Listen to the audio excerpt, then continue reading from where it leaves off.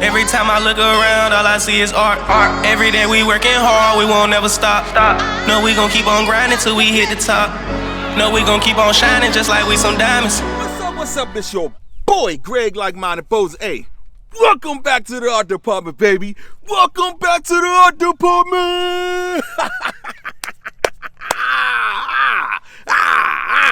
Hey, I hope y'all received that energy. Because I know everybody need to be recharged sometimes, man. Because, hey, life can drain us, man. And from marriages, relationships, our kids, our business, our jobs, everything. So sometimes we just need that energy. But look, let's talk about it. Hey, I got a great interview that I did with my man Stan Banks, T-shirt Side Hustle. And it was so good that we had to break it up in two. So I'm letting y'all know now, man. Hey, we about to jump right into it. I hope y'all enjoy it. I hope y'all get the nuggets out of it, man. And plus, we, little bloopers in it we had fun with, man. So let's jump right into it, y'all. What's up? It's your boy, Greg Like-Minded Pose. Hey, welcome back to the art department, baby. Welcome back to the art department. Yeah. Guess what, y'all? We're here right now with my man, Stan Banks. Hey, y'all know who this is, man. The greatest content creator ever. Call him the GOAT. Y'all know what it is, man. And we're here right now at his empire, and we're going to ask him a few questions, man, that need to be answered, man. So let's get ready for that. Just jump right into it. Stan, thank you for having me here. Thank you for putting the shirt on me. The marathon, we coming. Y'all see what it is, man. Hey, get ready to get that website about to drop soon, right? Yeah, indeed. All right, we're going to start with the first question, y'all. So, how do you feel about the state of the industry with content creators and the t-shirt business? First and foremost, I don't really consider myself a content creator. This is real TV, not reality TV, right? Mm-hmm. So, this is my life, This is everything that you guys see me doing is my entire life. So, this is me putting my life, my family's there, the work that I'm doing day in and day out, whether it's consulting. As you can tell, like over the years, my time's changed. So content creation is one of those things that has become the new cool thing to do, but it wasn't cool in 2017. It was just something that I got online to do to help people, right? And now it's an actual career, it's a profession. Everybody aspires to do it, but I think there's a gap or a white space where the information is all super beginner or super high level. What I want to focus on is bringing the industry up to the people who want to be professionals or want to do it full time or want to make money doing this. I want to bridge that gap and try to take them to the next level. So I think that's where my future is headed at least. Oh man, y'all heard that, right? So what about the t-shirt business part? What you feel as though that we need to, as showing them real life people that starting t-shirt businesses or brands that we need to show them, hey man, it's not all about just buying equipment. Right. I think the business models behind different pieces of equipment. So different models, right? I just got a Roland BN20, right? Forget all of the reviews that are out on there. They're out there. You watch them, you decide what a piece of equipment is for you. But once you make that purchase, how do we not, in cases where people hit me, man, I had this for a year, my warranty ran out, I got to renew it, but I haven't even opened it. How do you get past that initial unboxing? And I think I'm a little bit at fault for that, right? Because I did the heat press reviews and all of that stuff. Now it's a popular thing to do, but it wasn't before, right? So now it's like, how do I undo what I've already done, right? Like, you don't need 3, 4, 5 heat presses. Right, you don't need maybe one extra. You don't need to get every heat press or this one. The one that you have is going to be the best one that there is, right? And if you can't afford to get, your dream press right now, getting one off of Amazon, getting a Tussie, getting one from Vevor, just getting something that can get the business started. And now I'm looking at the business models that go into what it is that we purchase, right? So I think that is the piece of this that is missing, right? And my thing is, you got to meet people where they're at. Right? So where are you at right now? How do we figure out where you are? And how do we figure out how to help you get where you want to go? But nobody's going to be there to hold your hand, in my opinion. Right. That's deep, man. That's deep. And also, what do you think about as far as people that gets the equipment and they haven't really did, their research on it and they just getting it just to get it? Because I think you tapped into that on the live one time. Yeah, research is one of those things. It depends on what a piece of equipment is, who the person is, what their intended use of buying that equipment is, right? So when you purchase equipment, I mean, how much research do you really need? Acknowledge raw talent, just be all you can be. I'm rocking art department, that's the wave, like the sea. 15 videos gonna pop up. I pick one. It says get the rolling BN20. I stop my research right there. I get the BN20. I spent $5.5 grand to get the BN20. Now it's up to me to take the time to learn it, right?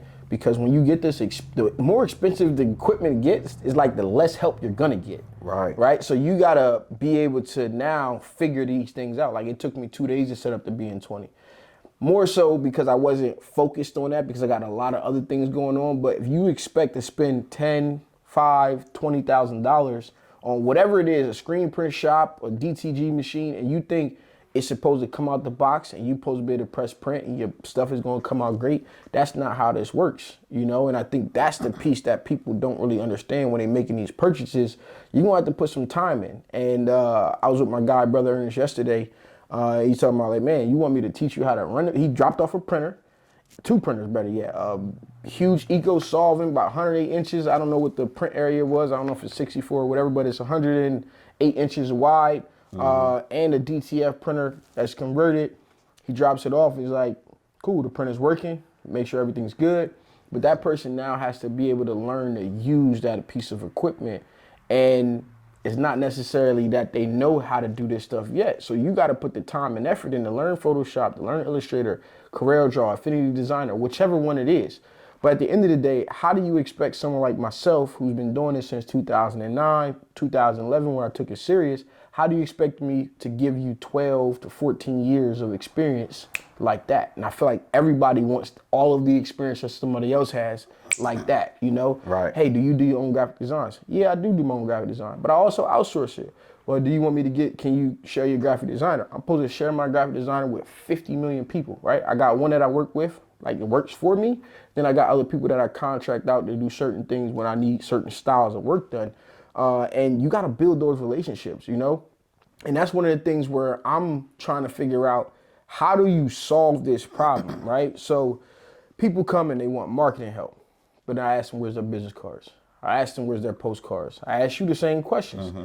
And 9 times out of 10, they don't have them. So what are you really trying to market? Are you trying to sit behind your computer and build a business and make money from behind your computer? Nothing wrong with that business model, but it ain't the business model that I know. You know what I'm saying? I can't help you do that because that's not how I've been able to do things. Everything that I've done pre-2020 was local. Everything that I'm about to do post-2022 is going to be local. And I'm starting from scratch and ground zero like where everybody else is. Bought some equipment. I got one big client that it wasn't even my client. It was my best friend's client that she found and she bought in. And she's nurturing that relationship. But we back at ground zero, so we're going to have to do some grassroots things to get this thing going. Right, right. So do you think that, okay, the popularity that you gained on YouTube and all over the t-shirt industry, do you think that the way that you did it or the way that people look at you, like when you present like a heat press or a printer or something and people look at it, oh, I got to get that because Stan got it. Do you think that has affected the business part of the t-shirt business? And somewhat a little bit that you got to unlearn to relearn? I think it was an unintended consequence. In order to answer that, I got to go back to why I started doing heat press unboxings, right? And then when I got done all of the heat press, I was like, you know what? Maybe I should do vinyl cutters. Then I looked at my vinyl cutters and I said, nah, I don't really want to learn how to use vinyl cutters, right? I don't want to learn the difference between vinyl systems, vinyl cutter, GCC. I don't want to learn a Graphtec. I don't necessarily want to run a Roland. I don't want to even learn the Cricut, you know, and the reason is because the business doesn't want you to learn all of these different pieces of equipment. And if you got a Cameo and you have a Cricut and you're not making content, then I think there's something wrong with the picture here, right? Now, if you say you got the Cameo, or you got started with the Cricut and then you got the Cameo because you didn't really like the way the Cricut was configured. You solved the problem, but now you should get rid of the other one, right? Because I think if I take myself back pre-2017, I had one heat press. When that one broke, I got another one. Right. You know what I'm saying? And then eventually I upgraded and I had one as a spare. You know, but you don't need to keep continuing to purchase more equipment and keeping up with the Joneses. You know, I don't hold on to these. That's why we're getting to. You don't see like you around, like you don't see what you see like on the open floor right now. This press, that press, these over here, and these are about to go out the door because I no longer like necessarily believe in some of the companies and what their motives and missions is when it comes to this community. But you don't see just stuff being accumulated in the business. Look at what I'm doing with the stuff when it comes to business. I love my cameos. We rocking with the cameo. You need a heat press because we're gonna use transfers. Now I got the BN20. It's really, really a tight operation when it comes to what's being used in business versus what we're doing when it comes to creating content. Right. That's what I was coming to because everybody just, I feel as though that everybody got into this, seeing you do something or any content creator doing something, they think they're gonna get the same results out of it. Yeah. You know what I'm saying? So I basically think- the Joneses and the trends. So think about it. When we create content, at least when I create content, I purposely start with the base level, right? Maybe I could have got a bigger eco-solvent printer than this one. This one is slow. But can we build a business around this slow one to make it even warrant the fact that later on down the line I'll upgrade to one that's bigger? Because I think it is. Like, let's just talk numbers real quick. Roland BN20. It takes an hour to print 100 stickers. That 100 stickers can sell from anywhere from 75 to $95. Right. Regular price. So cool.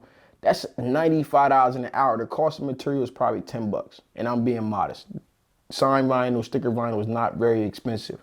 So I can profit $65 to $85 an hour. Is that a valuable business? Now you just got to find the people to sell it to. I can run that for 4 hours a day, and let's just say $75 in profit, 4 hours a day. That's $300 that I just made in a day, and I can walk away from it and set it, press print, and go on about my business, come back and get it done, and I can give people, my clients, whatever it is that they may need.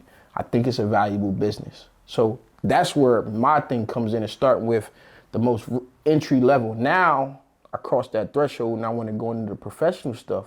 That's where Decorated by Nature comes in. And it's the decisions that you make at that point are a lot more intricate. But people were coming in with 10, 15, 20 grand, and they coming in to start, we just left a shop that just spent money on this equipment, right? And they know the business. Now they just got to get up to speed and figure out who they're going to sell to and then how they're going to produce it. And I think, it definitely is one of those things where keeping up with the Joneses is should be one of the 7 deadly sins, right? Doing what other people do just because, oh man, Stan just got the BN20, I'm gonna get it. Why? If you said you want to start a sticker business, you want to do stickers, then it makes sense. But if you want to get it purely for the fact that you seen this new thing come across the screen and this new influencer person has got it, and they probably didn't pay for it. Maybe they did pay for it. I don't think whether they pay for it or not even matters, because you're supposed to leverage your business. But looking at the information that person is providing, and can that person or can I now use that as a business model to warrant it? I just told you we could do $300 a day if I can run this machine for 4 hours. So let's just say 4 hours, 5 days. I could easily profit 3 days, 4 days, $1,000. 5 weeks I can have that machine. 6 weeks I can have the machine paid off. But I got to find a business to be able to do it at the same time. So basically, when people I think people before they start, they should know their target audiences before they get into like a sticker or sign business. You know what I'm saying? Because just like you, I think it's great that what you're doing, you showing people behind the scenes instead of just, hey, I'm printing out stickers. You showing them the business side, and that's why I love Decorated by Nature about to come out. Y'all need to support that, man, because he's showing the business side of the t-shirt game. Yeah. All right. Okay. How do you feel about the AI movement? That's coming. I see a lot going on with it. I see, you know what I'm saying, like Gary V talking about it. I see Charles talking about it. T-shirt Millionaire. I see Rich talking about it. So how do you feel about it? Man, it's scary. It's scary because before, You know, think about 2017 when I came on the internet and all the older people in the industry and all the friends around that knew how to print. They're like, man, you're giving away too much. Right. We lowered the barrier of entry. People like myself and Brando and people who, you know, started back like before the pandemic, right? We lowered the barrier of entry when it came into it. So now the next barrier of entry was like, nobody can do art. Like, you got to put the time in. Like I said, I started probably art way before I even got into t-shirt. That was probably I got over to high school in 2006. I was already doing stuff in like paint and taking watermarks off of people's senior pictures in paint, pixel by pixel, and making it look perfect. I had a friend who couldn't afford her pictures, so I'm pretty sure no statutes of limitations on that. But you get where I'm going at. So you look at this entire this progression of how things have gone. I started art officially probably close to 2007, probably 2008, and I've learned over the years. And I'm not even like the most proficient. I don't know how to do everything the best way, but I get a lot done over times. But now people actually get to just type, and now there's no barrier to entry artwork. There's no barrier to entry of equipment or knowledge. So anybody can literally do this now, right? So it's a beautiful thing, but it's scary for people who don't want to adapt to what's going on. And that's where I say, like, and I'm kind of stuck in my ways. Like, I don't see the point of learning a lot of new stuff, right? Because the business doesn't necessarily, if you go to somebody been printing signs for 30 years, they just print signs the same way that they know how. It may not even be, it may be 25 new ways to do it, but they use the same old equipment that is tried and true, and they run in their business. So I also think it's a blessing in disguise, because just imagine if DTF wasn't here when AI came. Right? DTG, 20 grand, right? Not really be able to buy high quality transfers.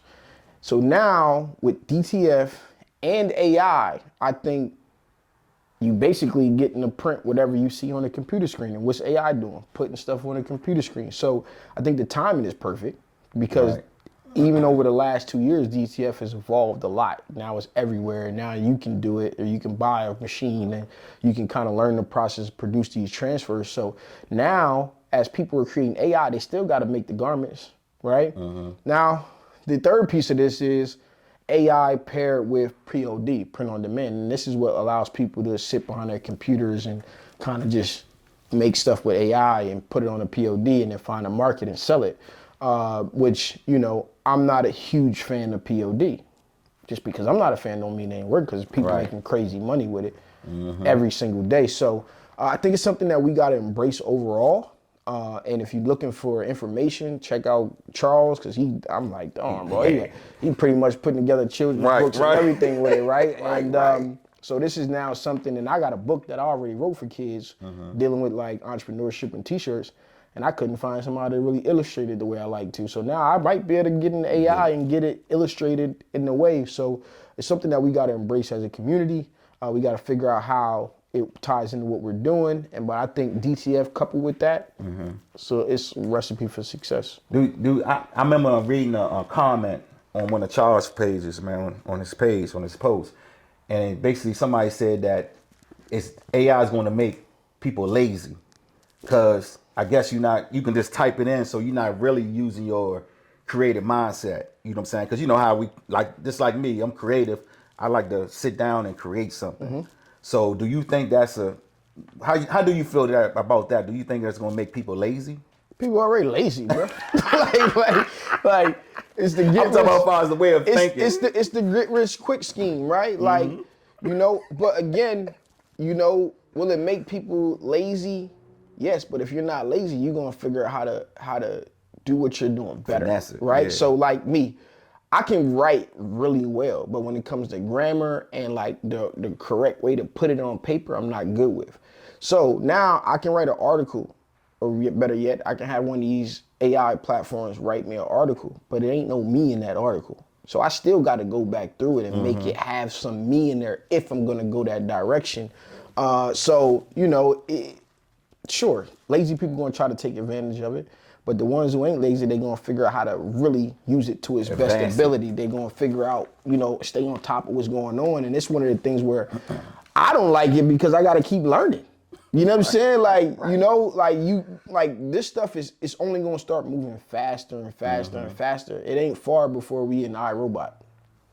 We ain't far from iRobot. Like self-driving cars, you don't need copywriters no more. You don't necessarily need a graphic designer anymore. And the things that they're doing that I watched Charles and Chris do, I said Charles and Rich do, where now it's like, hey, I want a samurai, and I want a samurai in Simpsons form. I want a samurai in Boondocks form, and it's just spitting it out. Now, here's the crazy thing. A guy showed me this when I was in Chicago, middle of last year. I seen DALL-E a long time ago, and I'm like, yo. And I didn't expect it to come out for another 2 years, 3 years, right? Because it was like still a beta. So I was in the beta for DALL-E. And, back then it was still not, I didn't think it was great, but it was probably me because I had to learn how to talk to it. I had to learn how to input things that's going to get me back what I want out of it. So it's going to be fun to watch.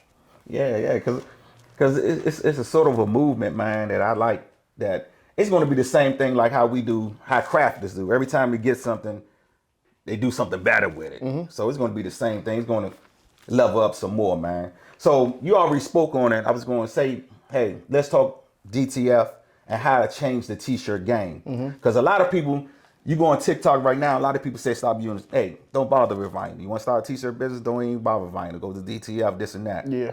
So how do you feel as though, I'm saying, the state of the DTF, how it's changing the game of the t-shirt business? I think the whole industry relies on everything. Because everything's gonna kill everything. Anytime something new comes out, you got some enthusiasts saying it's gonna kill something else, right? I don't think everybody should buy a DTF printer, right? Now, I don't think everybody should buy DTF transfers. There's certain scenarios at which certain print methods are gonna warrant better for what it is that you want. Now, I ain't seen DTF Puff yet, but Puff is crazy right now. Right? So it's like, you gotta put things together the way that it fits your business. There's no one size fits all solution. And with that being said, DTF is definitely, I think it's gotten a lot better. Like as I dabble more in it now, based on things that have happened recently, it's gotten a lot better. I wasn't a fan of it crazily in the beginning. And it's not that I'm looking at it and I'm looking at the washability and, I'm putting my own senses around it, right? And it's came a long way in 6, 12, 18 months. But I remember being on the phone in 2020 and when I was in LA and my guy, Uncle Rodney, I was on the phone with Rick Ramirez. And we were on the phone and I didn't even know what he was talking about at first. I didn't know what detail. Oh man, you can make those transfers yourself for pennies on a dollar. I'm like, bro, and then I start looking into it. I'm like, bro, I don't want to do that. Like, it's just something that I don't want to do. Right now, based on what I see, the technology wasn't there at that given moment. He'll remember the conversation. And it's like, well, I told this person they could do it. Why would you buy it at that price and do all of that? And I'm like, well, how you going to tell that man what he cares about? Right? I know if I buy transfers, I get some Marathon Supply transfers, I put them on the press, I ain't got to be sitting with a machine that's got all these fumes coming off of it. I sat and printed DTF the other day with one of my guys because I'm going to get a DTF printer. And I'm just sitting here like, man, I don't want to do this. I don't want to sit here and be in this room and all of this stuff. Like, it's not something that's not how I want to spend my time. Right. So some people love the technology and they love to be doing the, hands-on in this stuff. At the end of the day, I'm in this thing to make money. So I like being able to enjoy the money that I'm making off of this, and that's going to spend time with my family. But if I'm sitting here printing out 100 transfers, I could have probably pressed 300 transfers, and you kind of build it off of there. But, we come a long way with the technology. So do you think DTF, also, you being a screen printer, I'm being a screen printer, you think it helped the screen printing business make more money? Of course. In a quicker way? Of course. I don't want to print more than 2 colors. Right, I want to say the same thing, right? It's simple. I don't want to print more than 2 colors. So especially, again, so when I came in, it was like, you got to at least print a dozen per color. Right. So now you get to a 4-color job, you got to print 48. But if you think about a manual screen print, like, I don't want to see, and let alone that thing got a couple locations, I don't want to even do it because, yeah, I get it, you're getting paid for it.